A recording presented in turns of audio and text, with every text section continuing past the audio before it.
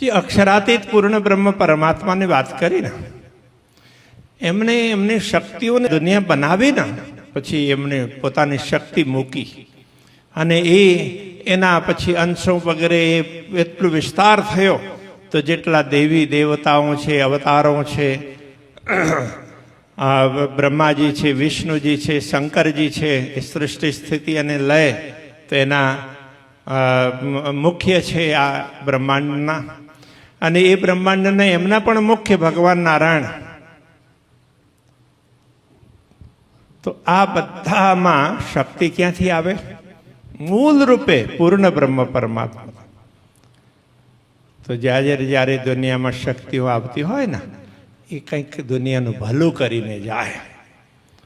તો જેને પણ ભલું કર્યું હોય, જે એરિયામાં, જે ક્ષેત્રમાં જે શક્તિ આવી હોય, જે સમયમાં આવી હોય, જેવી પરિસ્થિતિ હોય, વિકટ પરિસ્થિતિમાંથી બહાર કાઢવા માટે આવી હોય, તો તે શક્તિઓ અલગ અલગ સ્થાનોમાં પૂજાય.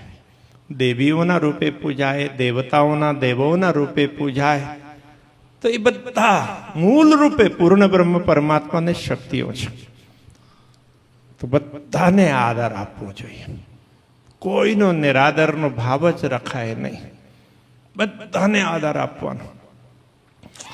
પણ એક વસ્તુ ભૂલવાની નહીં કે આટલી બધી શક્તિઓ દુનિયામાં કામ કરતી હોય તો એ બધાના મૂળમાં જ્યારે એક જ પરમાત્મા હોય અને એ આપણા ધણી હોય તો એમને જાણવું, સમજવું જોઈએ કે નહીં?